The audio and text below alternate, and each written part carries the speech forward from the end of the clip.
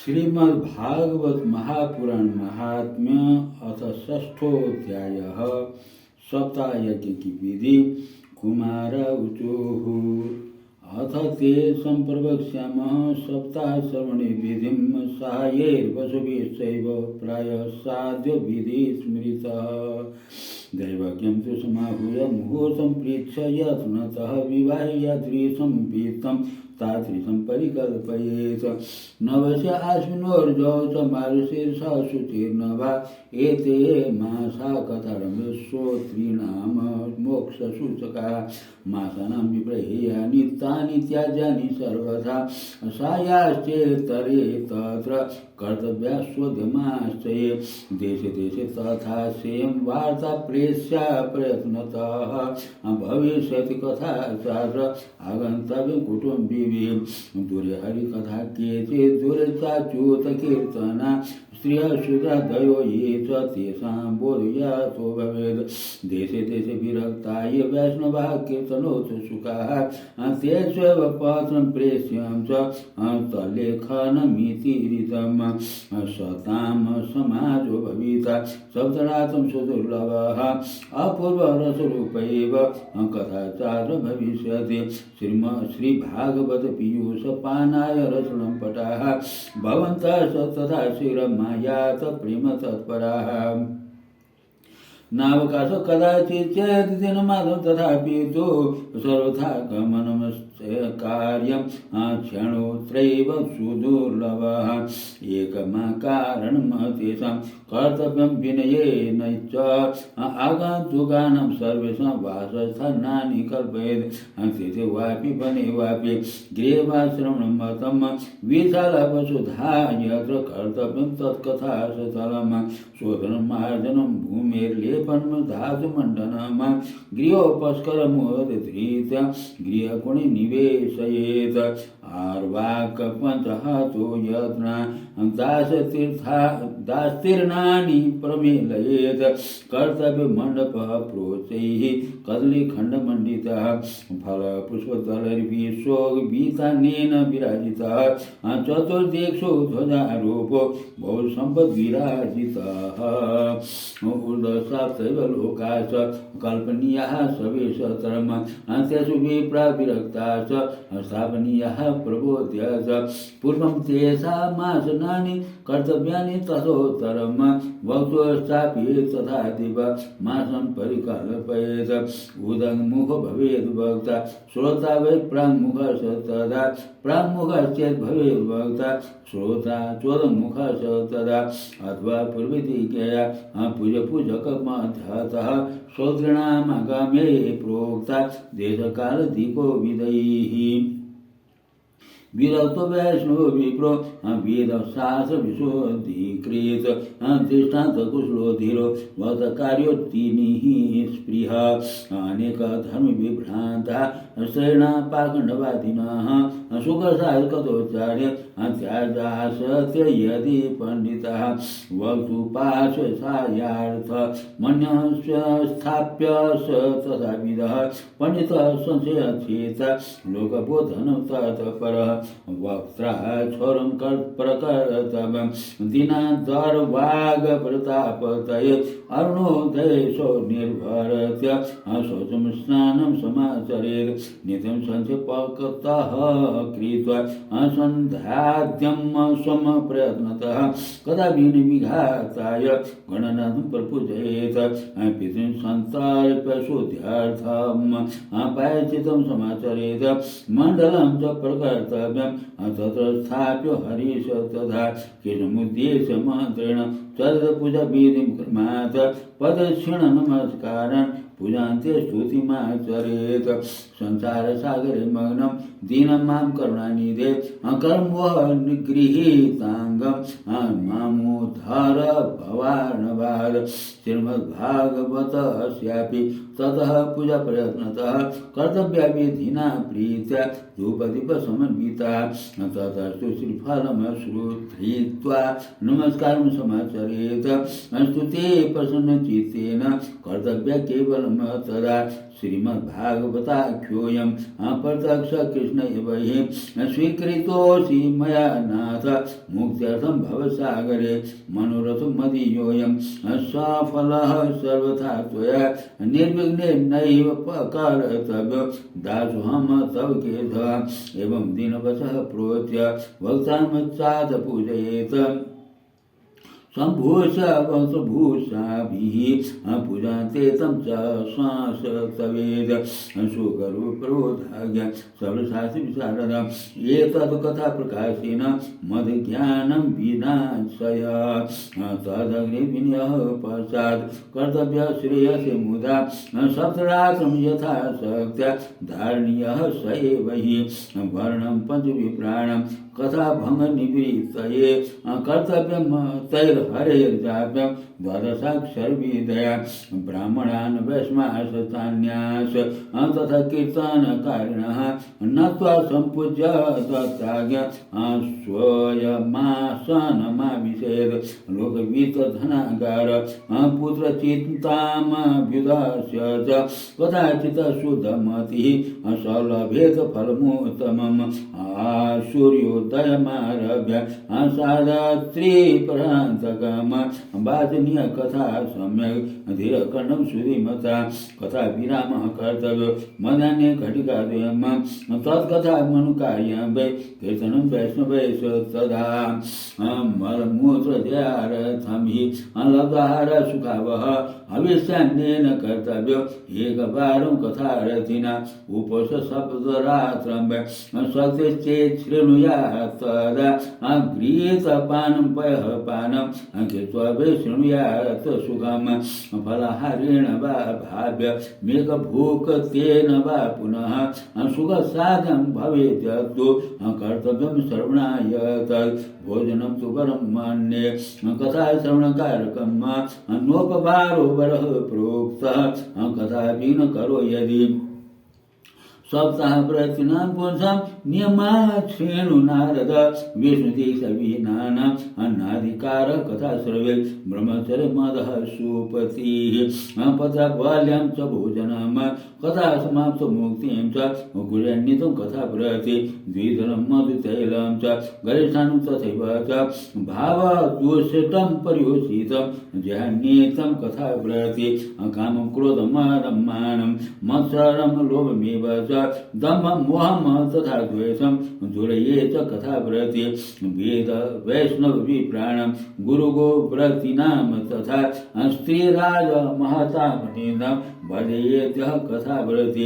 रजसोलान्तलजं लित्स पतितभ्रातकैष तथा द्विज वेदबाहेश्च न बध्येद्य कथा प्रति सत्यं शौचं दयां मौनं मानं विनयं तथा उदरमानसमत्वादो देवं कुर्यात् कथा प्रति दरिद्रशैरोगे निर्भाग्य पापकर्मवान् अनपत्यो मोक्षकामः शृणुयात् कथा मीमाम् पुष्पकाकबन्ध्या च बन्ध्यावाच मृतार्भका श्रवद्गर्भा च या नारी तथा श्राव्य प्रत्नतः एतेषु विद्ना श्रावे तदक्षयन्तरं भवेत् अत्युत्तम कथा दिव्या कोटियज्ञ फलप्रदा एवं कृत्वा व्रतविधि मुद्यापनं मथाचरेत् जन्मासंव्रतमिव कर्तव्यं फलकाङ्क्षिवे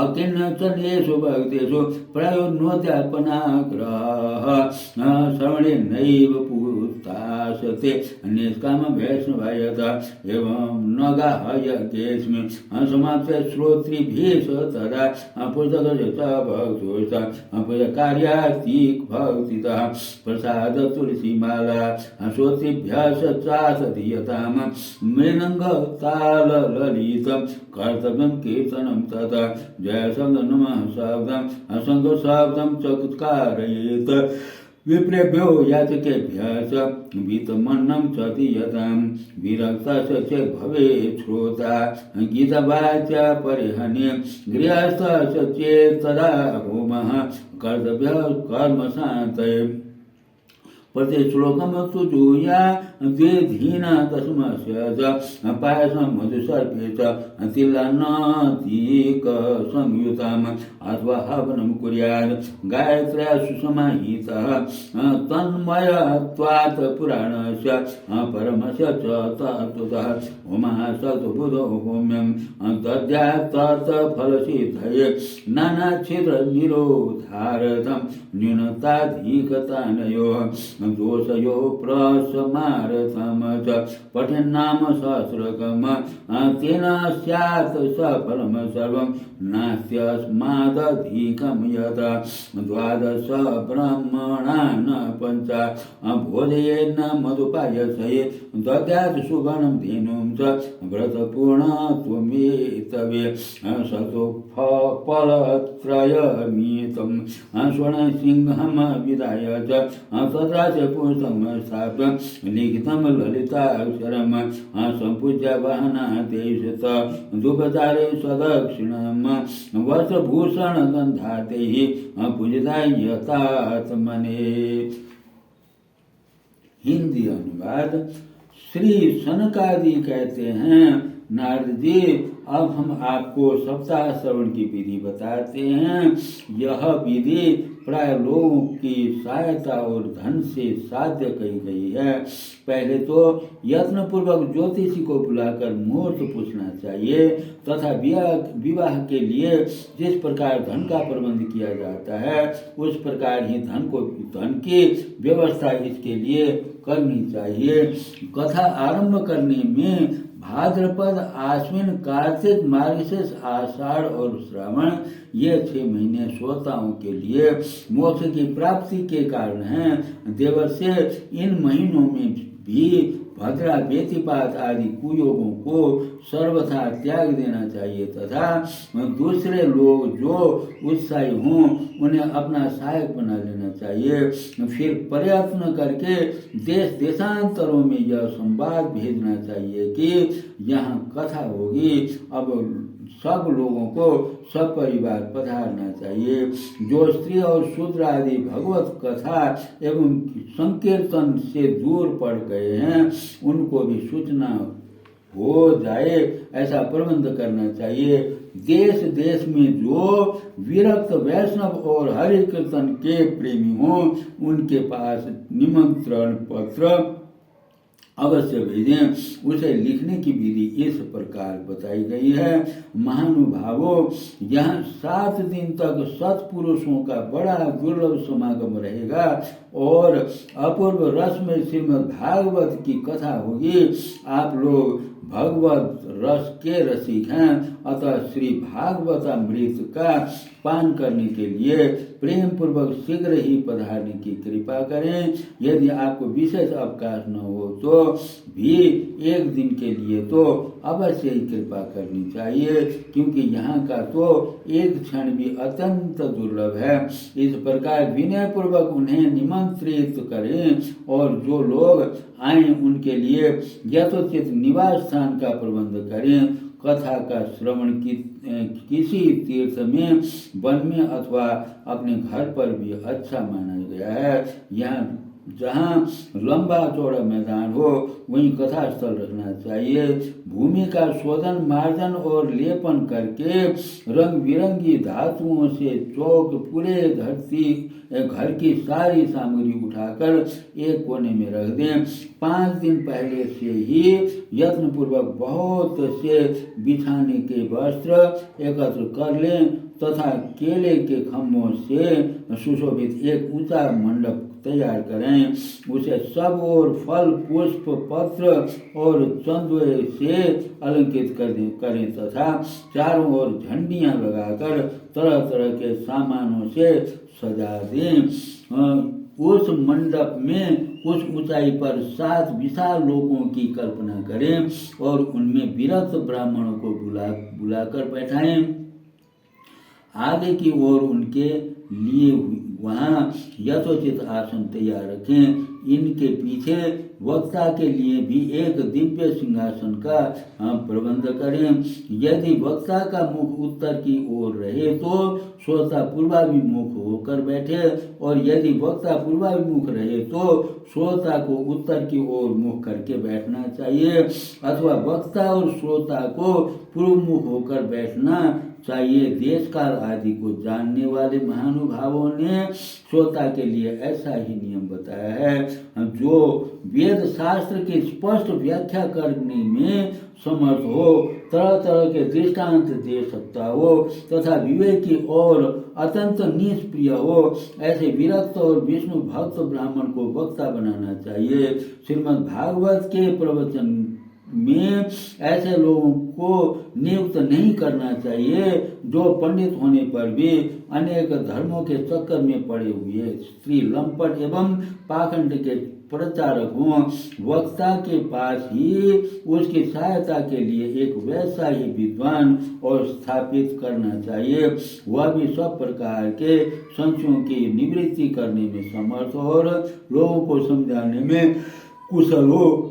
कथा प्रारंभ के दिन से एक दिन पूर्व व्रत ग्रहण करने के लिए वक्ता को छोड़ करा लेना चाहिए तथा अरुणोदय के समय शौच से निवृत्त होकर अच्छी तरह स्नान करे और संध्या आदि करके अपने नित्य कर्मों की संक्षेप से समाप्त करके कथा में विघ्नों की निवृत्ति के लिए श्री गणेश जी का पूजन करे। तदनंतर पितृगण का तर्पण कर पूर्व पापों की शुद्धि के लिए प्रायश्चित करे और एक मंडल बनाकर उसमें श्री हरि को स्थापित करे। फिर भगवान श्री कृष्ण को लक्ष्य करके मंत्रोच्चारण पूर्वक क्रमशः षोडशोपचार विधि से पूजन करे और उसके पश्चात प्रदक्षिणा तथा नमस्कार आदि कर इस प्रकार स्तुति करे। कल्याण निधान में संसार सागर में डूबा हुआ और बड़ा दीन हूँ। कर्मों के मोह रूपी ग्राह ने मुझे पकड़ रखा है। आप इस संसार सागर से मेरा उद्धार कीजिए।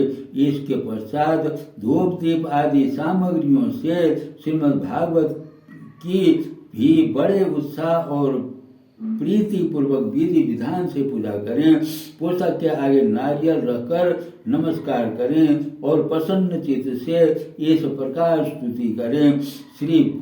श्रीमद् भागवत के रूप में आप साक्षात श्री कृष्ण चंद्र ही विराजमान हैं तथा मैंने भव सागर से छुटकारा पाने के लिए आपकी शरण ली है।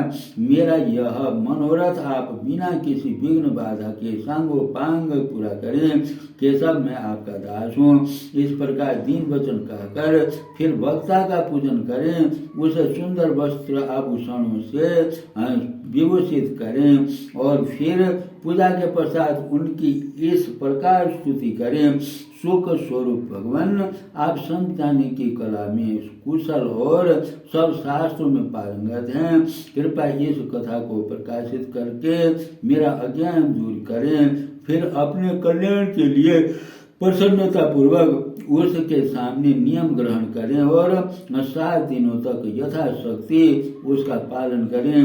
कथा में विघ्न न हो इसके लिए 5 ब्राह्मणों को और वर्ण करें। वे 12 अक्षर मंत्र द्वारा भगवान के नामों का जप करें। फिर ब्राह्मण अन्य विष्णु भक्त एवं कीर्तन करने वालों को नमस्कार करके उनकी पूजा करें और उनकी आज्ञा पाकर स्वयं भी आसन पर बैठ जाएं। जो पुरुष लोक संपत्ति धन घर और पुत्र आदि की चिंता छोड़कर शुद्ध चित्त से केवल कथा में ही ध्यान रखता है, उसे इसके श्रवण का उत्तम फल मिलता है।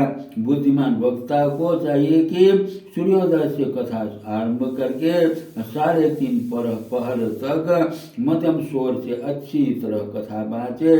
दोपहर के समय 2 घड़ी तक कथा बंद रखे। उस समय कथा के प्रसंग के अनुसार वैष्णवों को भगवान के गुणों का कीर्तन करना चाहिए, व्यर्थ बातें नहीं करनी चाहिए। कथा के समय मलमूत्र के वेग को काबू में रखने के लिए लब्धाहार सुखकारी होता है। इसलिए श्रोता केवल एक ही समय हविष्यान्न भोजन करे। यदि शक्ति हो तो 7 दिन निराहारी रहकर कथा सुने अथवा केवल घी या दूध पीकर सुखपूर्वक श्रवण करे अथवा फलाहार या एक समय ही भोजन करे। जिससे जैसा नियम सुविधे से सद सके उसी को कथा श्रवण के लिए ग्रहण करे। मैं तो उपवास की अपेक्षा भोजन करना अच्छा समझता हूँ, यदि वह कथा श्रवण में सहायक हो।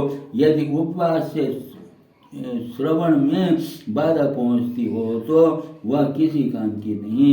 नारद जी, नियम से सप्ताह सुनने वाले पुरुषों के नियम सुनिए। विष्णु भक्ति की दीक्षा से रहित पुरुष कथा श्रवण का अधिकारी नहीं है।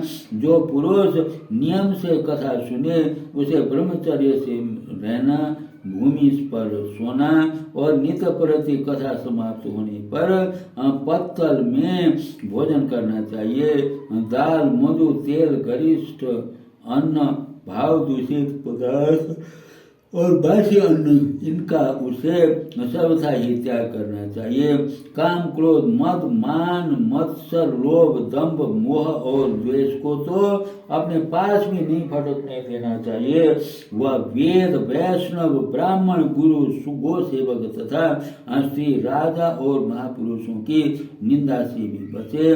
नियम से कथा सुनने वाले पुरुष को रजस्वला स्त्री, अंत्यज, म्लेच्छ, पतित, गायत्रीहीन द्वेज, ब्राह्मण से द्वेष करने वाले तथा वेद को न मानने वाले पुरुषों से बात नहीं करनी चाहिए। सर्वदा सत्य, शौच, दया, मौन, सरलता, विनय और उदारता का बर्ताव करना चाहिए। धनहीन, क्षय रोगी, किसी अन्य रोग से पीड़ित, भाग्यहीन, पापी, पुत्रहीन और मुमुक्षु यह कथा श्रवण करें। जिस स्त्री को रजोदर्शन रुक गया हो, जिसके एक ही संतान होकर रह गई हो, जो बांझ हो, जिसकी संतान होकर मर जाती हो अथवा जिसका गर्भ गिर जाता हो, वह यत्नपूर्वक इस कथा को सुने। ये सब यदि विधिवत कथा सुने तो इन्हें अक्षय फल की प्राप्ति हो सकती है। यह अत्युत्तम दिव्य कथा करोड़ों यज्ञों का फल देने वाली है। इस प्रकार इस व्रत की विधियों का पालन करके फिर उद्यापन करें। जिन्हें इसके विशेष फल की इच्छा हो वे जन्माष्टमी व्रत के समान ही इस कथा व्रत का उद्यापन करें। किंतु जो भगवान के अकिंचन भक्त हैं उनके लिए उद्यापन का कोई आग्रह नहीं है। वे श्रवण से ही पवित्र हैं क्योंकि वे तो निष्काम भगवत भक्त हैं। इस प्रकार जब सप्ताह समाप्त हो जाए तब श्रोताओं को अत्यंत भक्ति पूर्वक पुस्तक और वक्ता की पूजा करनी चाहिए। फिर वक्ता श्रोताओं को प्रसाद, तुलसी और प्रसादी मालाएं दे तथा सब लोग मृदंग और झांझ की मनोहर ध्वनि से सुंदर कीर्तन करे। जय जयकार, नमस्कार और शंख ध्वनि का घोष कराए तथा ब्राह्मण और याचकों को धन और अन्न दे। श्रोता विरक्त हो तो कर्म की शांति के लिए दूसरे दिन गीता पाठ करे। गृहस्थ हो तो हवन करे। उस हवन में 10वें स्कंद का एक श्लोक पढ़कर विधि पूर्वक खीर, मधु, घृत, तिल और अन्न आदि सामग्रियों से आहुति दे अथवा एकाग्र चित्त से गायत्री मंत्र द्वारा हवन करे। क्योंकि तत्वतः यह महापुराण गायत्री स्वरूप ही है। होम करने की शक्ति न हो तो उसका फल प्राप्त करने के लिए ब्राह्मणों को हवन सामग्री दान करे तथा नाना प्रकार की त्रुटियों को दूर करने के लिए और विधि में फिर जो न्यूनाधिकता रह गई हो उसके दोषों की शांति के लिए विष्णु सहस्त्र नाम का पाठ करे उससे सभी कर्म सफल हो जाते हैं, क्योंकि कोई भी कर्म इससे बढ़कर नहीं है। फिर 12 ब्राह्मणों को खीर और मधु आदि उत्तम उत्तम पदार्थ खिलाए तथा व्रत की पूर्ति के लिए गौ और सुवर्ण का दान करे। सामर्थ्य हो तो 3 तोले सोने का एक सिंहासन बनवाए, उस पर सुंदर अक्षरों में लिखी हुई श्रीमद् भागवत की पोथी रखकर उसकी आवाहन आदि विधि विविध उपचारों से पूजा करे और फिर जितेंद्रिय आचार्य को उसका वस्त्र आभूषण एवं गंधादि से पूजन कर दक्षिणा के सहित समर्पण करे। ओम नमः शिवाय। ओम परमेश्वराय नमः। ओम नमः। सर्वे भवन्तु सुखिनः।